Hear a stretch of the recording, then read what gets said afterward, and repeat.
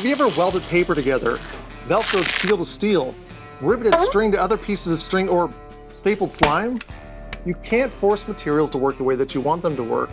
There's an understanding that comes with each material that has to be followed. Woodworking can be very frustrating when things that you've worked very hard with fail.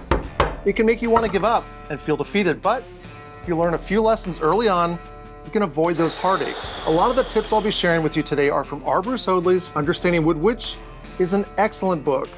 I'll leave a link to it in the description below if you'd like to check it out, but it has given me an entirely new perspective on how to make things from wood work. This isn't a collection of tips with an aha, why didn't I think of that? Think of the next 11 tips that I share as my own journey from my own failures. I was a guy trying to staple slime thinking I could make it work. Like my last full-size tip video, I've indexed each of the tips so that you can easily move on if you've already seen the tip. Let's get this one on the show.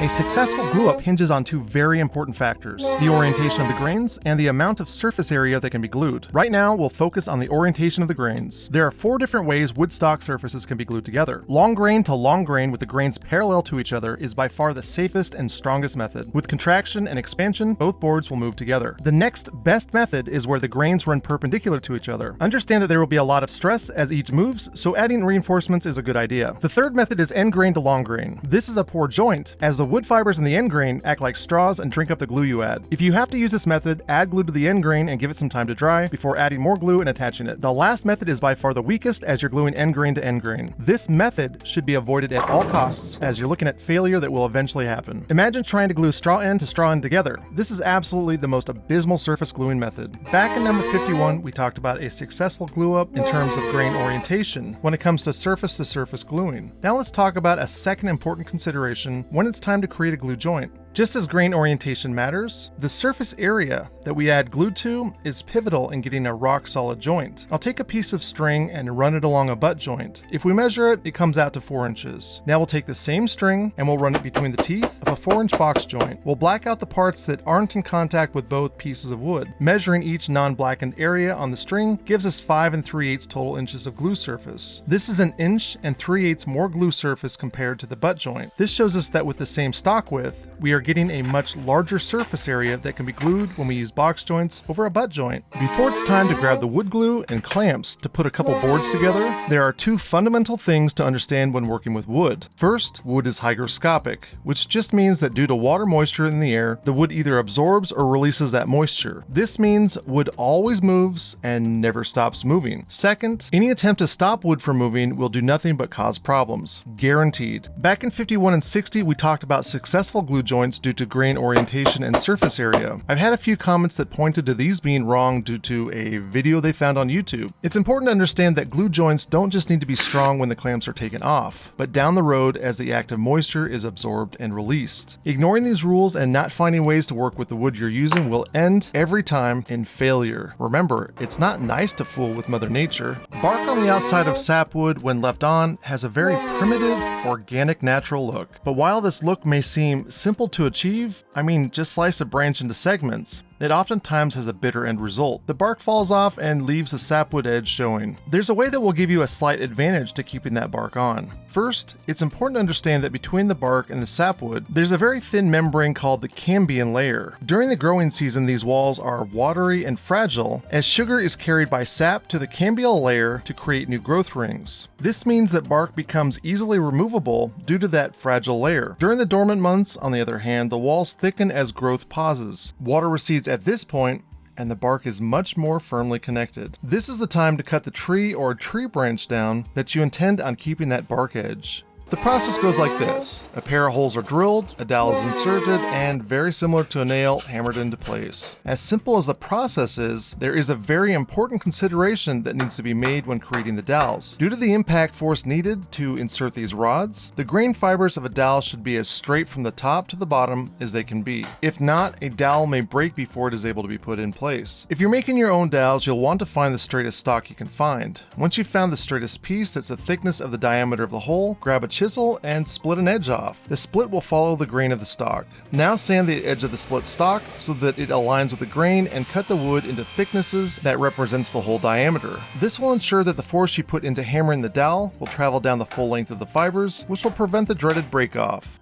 Wood is comprised of two materials, cellulose fibers glued between layers of lignin. Just like rubber, silk, wool, and shellac, wood is a natural polymer, meaning there are many layers that are stacked together. Because of the stacked layers, wood has an enormous amount of strength. It's important to know that the strength comes from the fibers. As such, it is far easier to split wood along the lignin compared to the fiber. As an example, I have two boards suspended between cylinder blocks. The first one is lined up with grains parallel to the block supports. When I swing the sledge, it's easy to split the wood in half, but when I line the grains perpendicular to the blocks, the wood is far more difficult to break. Knowing this, anytime we need to rely on our projects for strength, it's critical that we remember to stretch the load over the fibers and not the lignin. This is especially important with any type of angled legs we create.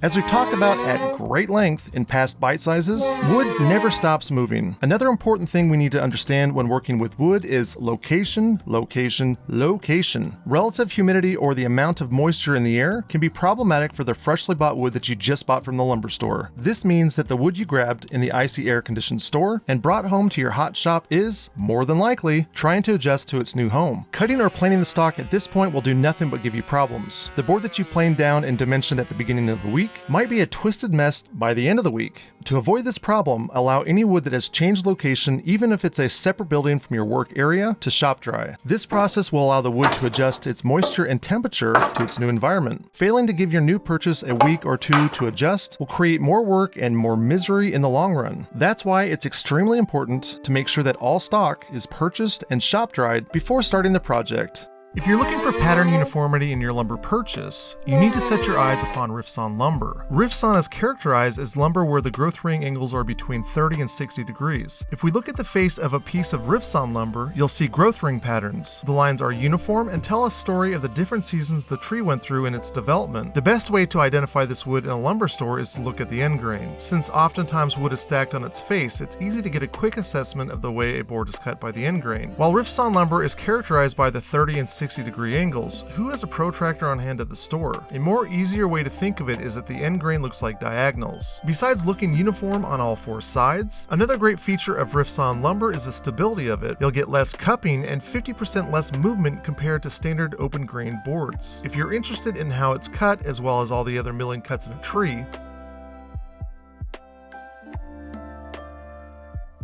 Of all the edges of a piece of stock to attach mechanical fasteners to, wood's Achilles heel is its end grain. The reason for this is that the fibers are weaker if we work between them instead of through them. When we swing an axe to split logs into firewood, we're driving steel between fibers. But cutting through the face of the lumber is much more labor intensive as we have to cut through the fibers. While it's advised to drill larger pilot holes before screwing in the end grain and not over tightening, the fail rate stands at about 75% compared to had we screwed through the face layer. This doesn't mean we're limited in strength if we work through the end grain. It just means we need to think of a way to strengthen our holes. I added a threaded rod to the end grain side of my table by adding two holes that are 90 degrees with each other. The hole drilled from the bottom was the size, or a little larger, of the square nut that would thread onto the rod. All that's needed now is to thread the rod into the nuts, and I've got a bolt that won't pull out. But let's say we need to add a screw into the end grain. We can do this by drilling a hole parallel to the side and adding a dowel. Because I've now added face grain, I can easily screw into the dowel and not have to worry about it pulling out. All wood, soft or hard, burns when it gets hot. The location of the burn is worse as we move from the figure of the grain to the end, as the end grain is more dense and tightly packed, which creates friction and things heat up. This is why routing or sanding is worse as we move to the ends. Obviously, the easiest way to prevent this is to create a situation where the wood is more easily cut and removed. Sharper blades, bits, and clean paper will achieve this better as there's less friction as these tools work. We've talked about removing the pitch from table saw blades. Soak in laundry soap and brush off. The same is true with router and drill bits. Rubber bars can be used to clean sandpaper. Making quicker cuts using coarser sandpaper also work, as well as allowing things to cool off during long uses of a machine. But let's say you've done all of that and you're still facing some problems. Try using a little bit of mineral spirits on your stock and give it a little time to soak in. Mineral spirits and even water keep things cool as you use it and evaporates when you're done. If you're building with wood, there's two botanical types you're working with, hardwood or softwood. All hardwoods come from angiosperm trees, while softwoods come from gymnosperms. Because hardwoods are generally denser and harder than gymnos, they can be more expensive as they take longer to grow, although they do produce more resilient lumber. If you're looking for durability, you want hardwood. But be careful, using screws or other fasteners can be much more problematic. For screws, pilot holes must be drilled in these woods, and the diameter of those holes must be slightly smaller than the threads of the screws, or you can end up breaking the heads off. Also remember, the denser the wood, the harder it is on the blades and the teeth. So if you're building a large project for a client, remember to include blade costs for denser woods. Gymnosperms or softwood, on the other hand, are much more flexible and require less effort to work with, both on machines and with hand tools. Screws can be installed without pre-drilling, and nails are much less likely to bend. But be careful, as softwoods often contain sap or resin that can coat the blades you're working with, heating them and causing them to dull quicker. In these circumstances, use bite size 59 to clean your blades. A little laundry soap and a brush and you're good to go. Thank you so much for watching. I'm so thankful to have you with me today. Which tip didn't you agree with? Which video debunks some of these ideas? Let me know in the comments below. As always, thank you so much to my patrons for their continued support.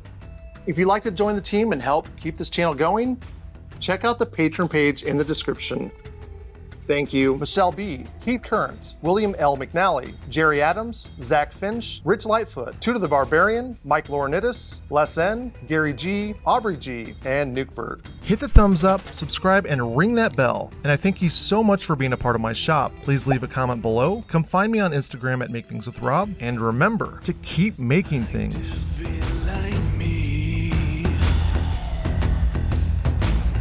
There's a flame that burns inside myself.